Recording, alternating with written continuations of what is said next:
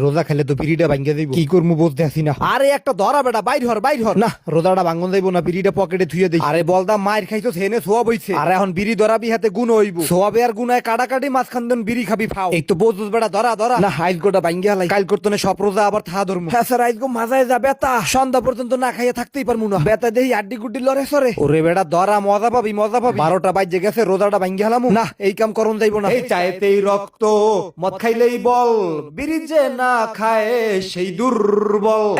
এইবার ঠিক আছে, ধরা মনু ধরা। একখান রোজা বাংলা কিছু হইব না। কথা মানু আছে বেটা, 12 বছরে একখান রোজা থাকে না। আর তুই তো বেটা রোজা থাও, একটা রোজা বাংলা হইছে কি? এই তো সোনা পাখি লক্ষ্মীটা সুন্দর করে টান দাও। দুমাসার ভেঙেছে ভেঙেছে, রোজাটা ভেঙেছে, সুখ যে লেগেছে ইবলিশের মনে।